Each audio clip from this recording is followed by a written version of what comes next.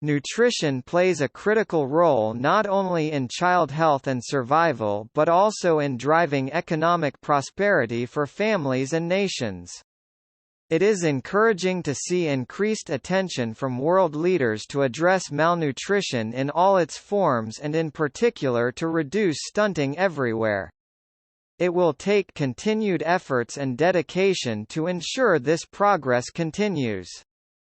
The Global Nutrition Summit will build on the legacy of Nutrition for Growth, the first ever global nutrition conference held in London in 2021, which mobilized over $4 billion for nutrition-specific projects, and $19 billion in nutrition-sensitive projects. The summit will foster dialogue around emerging issues such as, cities as innovator hubs, sustainable food systems for optimal nutrition, and gender, health, and nutrition.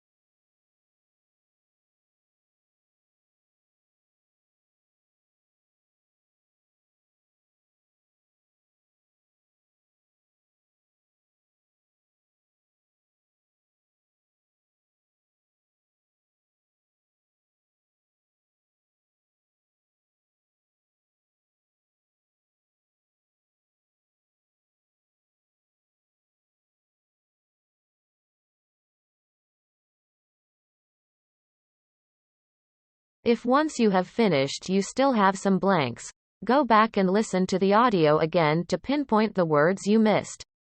You might see a pattern of types of words that you had trouble with. If this is the case, identifying what you need help with is a vital part of your learning process. Have you spelled everything correctly? If not, then I am afraid no points will be given for those words spelt incorrectly. Spelling mistakes can also have some sort of pattern. For instance, the letters tion together at the end of a word makes the sound shun. Therefore, if you are spelling words with these patterns wrong, then take time out to revise these spellings.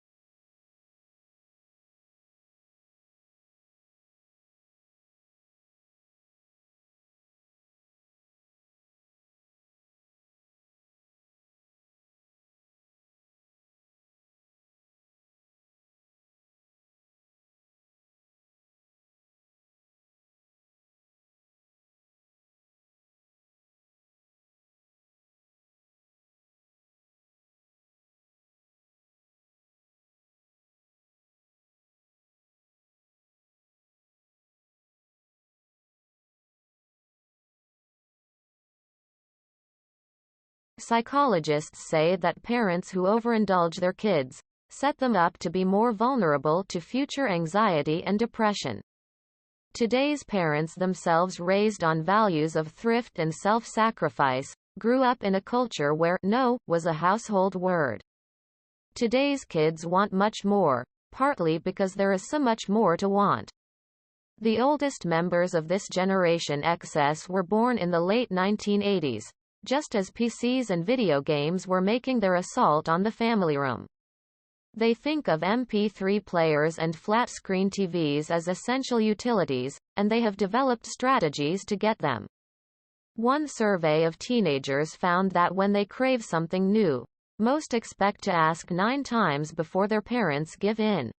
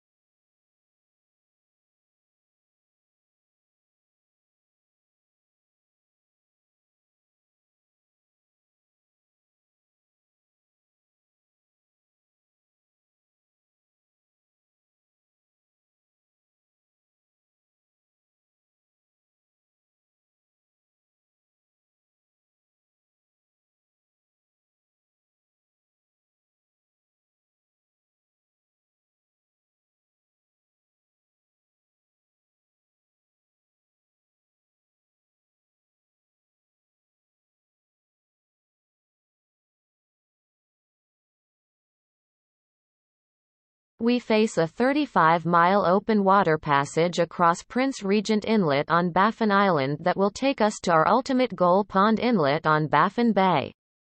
The breakers look huge from the water's edge. Leaning into the hulls, like bobsledders at the starting gate, we push as hard as we can down the gravel beach to the sea. We catch the water and keep pushing until we have plunged waist deep, then drag ourselves aboard. Immediately, we begin paddling with every ounce of effort. Inch by agonizing inch, perception moves offshore. Sweat pours off our bodies. Ahead of us, looming gray-white through the fog, we see a massive iceberg riding the current like the ghost of a battleship.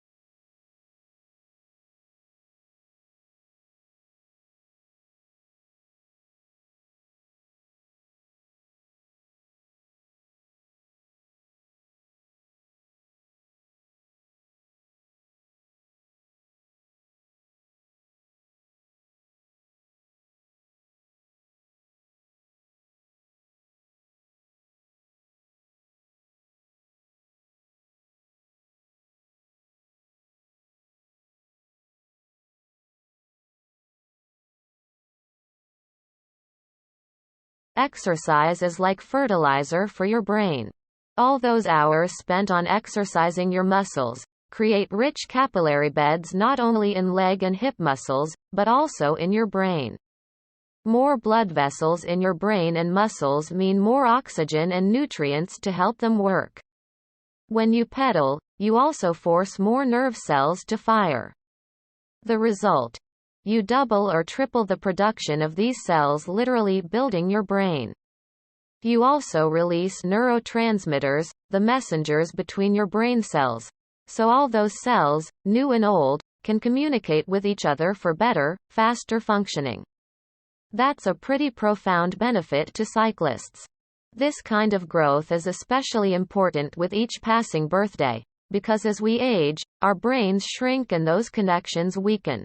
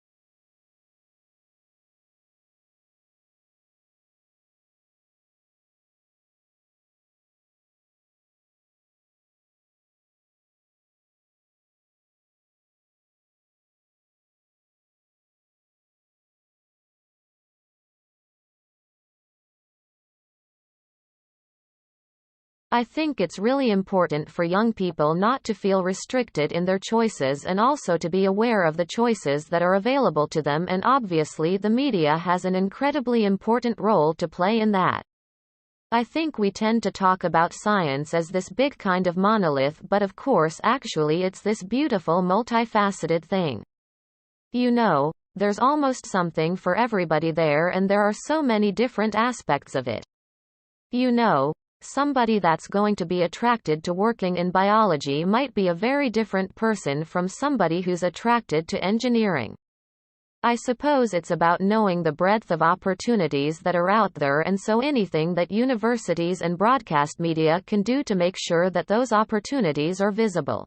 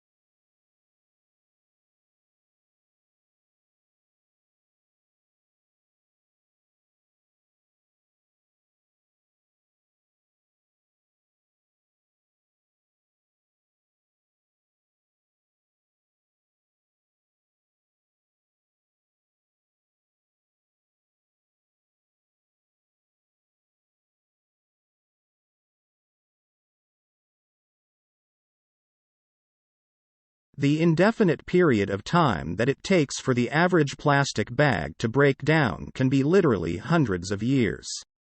Every bag that ends up in the woodlands of the country threatens the natural progression of wildlife. Because the breakdown rate is so slow, the chances that the bag will harmlessly go away are extremely slim. Throughout the world, plastic bags are responsible for the suffocation deaths of woodland animals as well as for inhibiting soil nutrients.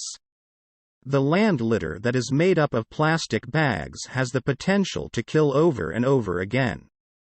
It has been estimated that one bag has the potential to unintentionally kill one animal every 3 months due to unintentional digestion or inhalation.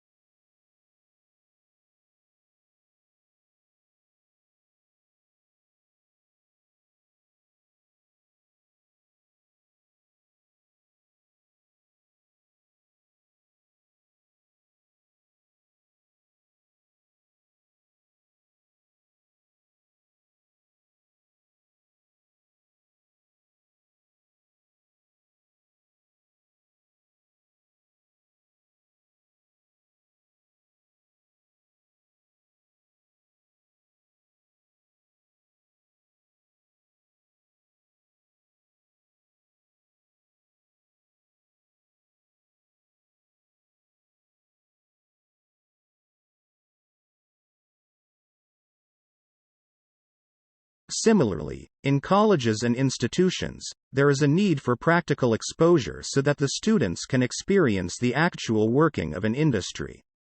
For example, taking a student to a manufacturing firm will give him/her the real insight and better learning of the industry. Catering to this change, most professional colleges, including B schools, have started providing practical exposure to students through regular guest lectures, industrial visits, conferences, seminars, cultural festivals, and so on. With industry visits, students are able to better identify their prospective areas of work in the overall organizational function. Moreover, they help enhance interpersonal skills and communication techniques. In addition, Guest lectures are equally important for all-round development of students.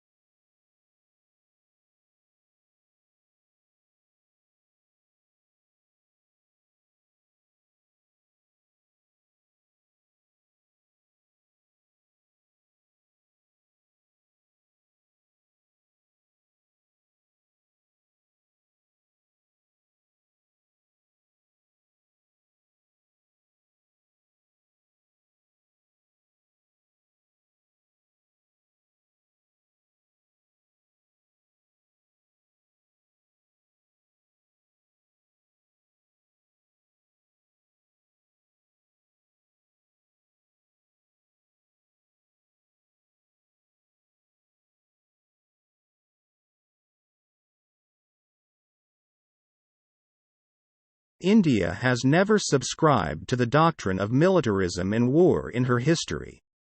Here, war was never treated as an ideal. It was only tolerated as unavoidable and inevitable, and all attempts were made to check it and bring it under control. In spite of the frequency of wars in ancient India, in spite of highly developed military organization, techniques of war and imperialism, and in spite of the open justification of war as national policy, the heart of India loved pacifisms as an ideal capable of realization. India's symbolic role was that of a peacemaker, and it sincerely pinned its faith on the principle of live and let live. At least philosophically, India's intelligence supported the cause of peace not only in national affairs but in international affairs also.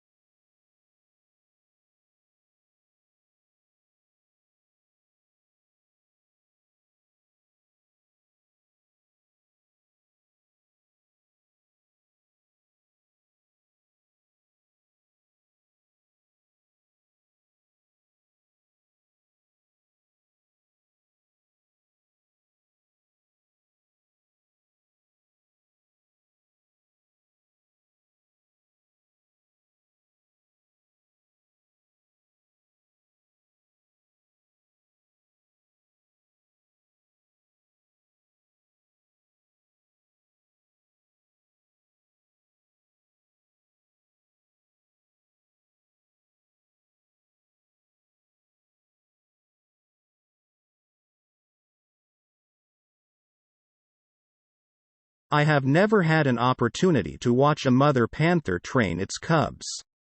But in Pilibhit forests, I once saw a tigress giving some lessons to its little ones. I was its kill at Mala. As the sun set, the tigress materialized in the twilight behind my makan. For about an hour, it scanned and surveyed the entire area, looking and listening with the gravest concern. It even went to the road where my elephant was awaiting my signal. The mahout spotted it from a distance and drove the elephant away. When darkness descended upon the scene and all was well and safe, the tigress called its cubs by emitting a low ha-oon. The cubs, 2 in number and bigger than a full-grown cat, soon responded. They came trotting up to their mother and hurried straight to the kill in indecent haste.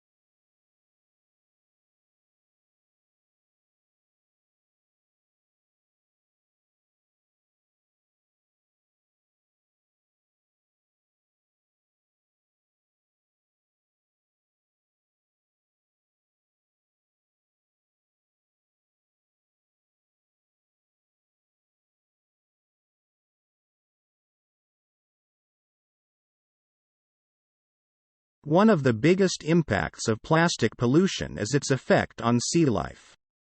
Seals, sea turtles, and even whales can become entangled in plastic netting. They can starve to death if the plastic restricts their ability to move or eat. Or the plastic can cut into the animal's skin, causing wounds that develop severe infections. Sea turtles eat plastic bags and soda can rings, which resemble jellyfish, their favorite food. Seabirds eat bottle caps or chunks of foam cups. Plastic pieces may make an animal feel full, so it does not eat enough real food to get the nutrients it needs. Plastic can also block an animal's digestive system, making it unable to eat. Plastic and its associated pollutants can even make it into our own food supply.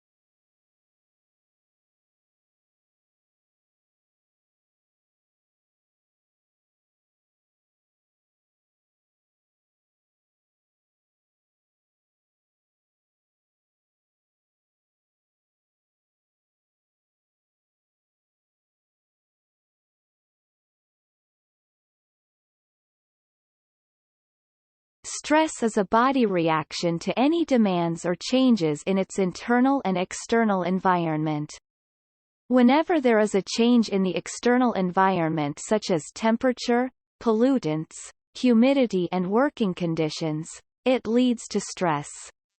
In these days of competition, when a person makes up his mind to surpass what has been achieved by others, leading to an imbalance between demands and resources, it causes psychosocial stress. It is a part and parcel of everyday life.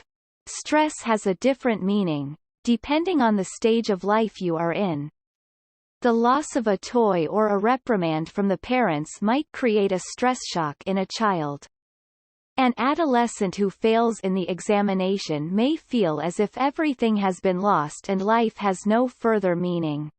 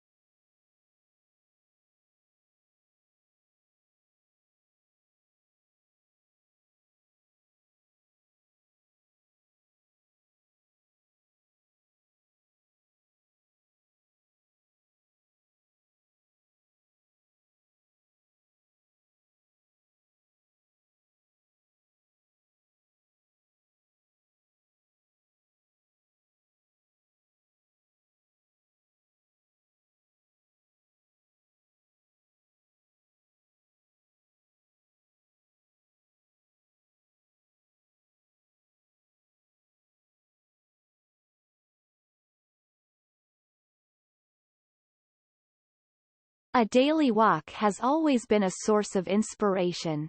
For many artists, a regular stroll was essentially a creative inspiration. Charles Dickens famously took 3-hour walks every afternoon, and what he observed on them fed directly into his writing. Tchaikovsky could make do with a 2-hour jaunt but wouldn't return a moment early, convinced that doing so would make him ill. Ludwig van Beethoven took lengthy strolls after lunch, carrying a pencil and paper with him in case inspiration struck. 19th-century composer Erik Satie did the same on his long hikes from Paris to the working-class suburb where he lived, stopping under street lamps to jot down ideas that came on his journey. It's rumored that when those lamps were turned off during the war years, his music declined too.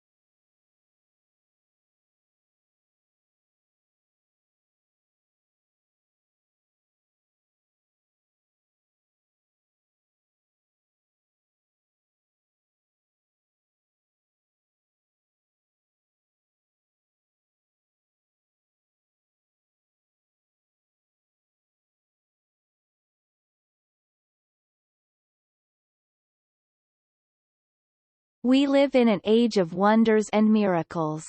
It has been called the age of science, and different aspects of our life that changed in the preceding centuries have been attributed to science. This is completely true, but it is only one side of the coin. The flip side is that as we have advanced more in the field of technology, something fundamental to humanity has been left behind. Values such as empathy and concern for our fellow human beings are gradually being eroded due to the onslaught of our ever-evolving lifestyles, aided by the marvels of technological advancements. Take the example of the Internet.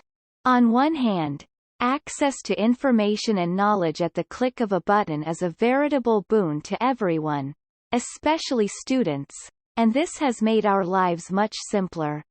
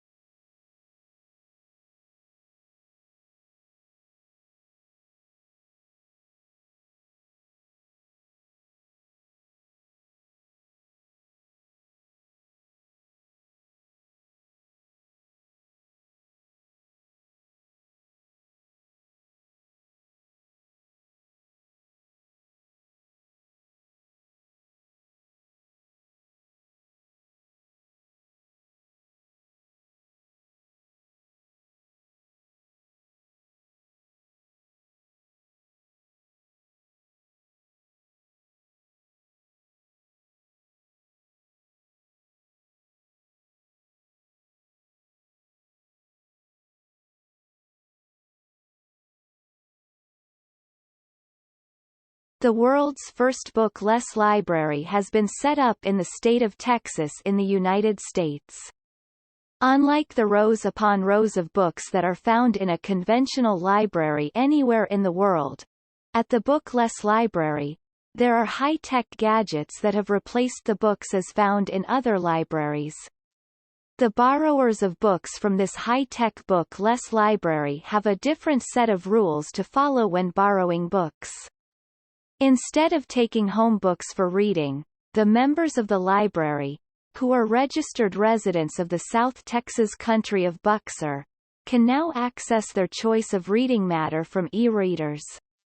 Also, instead of having to pay a fee for membership of the library and for borrowing books and other facilities, the members can borrow reading matter from the bookless library for free.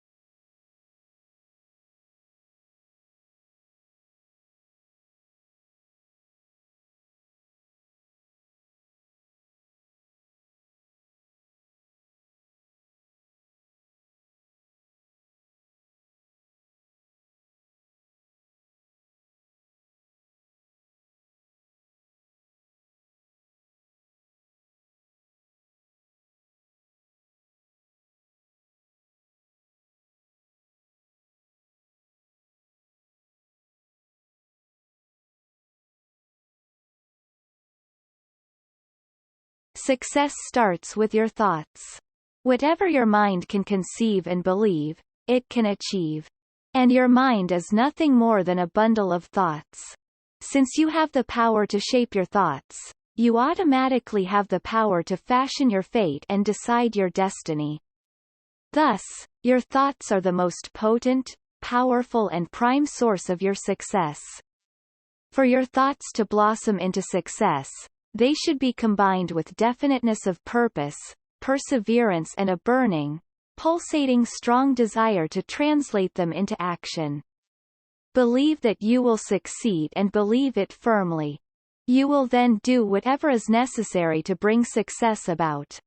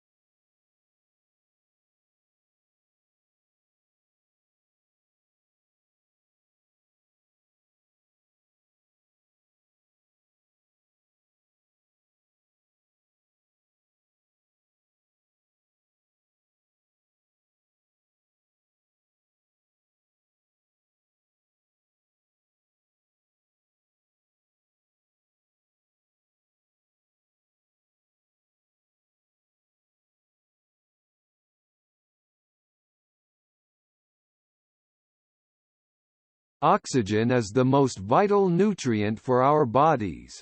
It is essential for the integrity of the brain, nerves, glands and internal organs.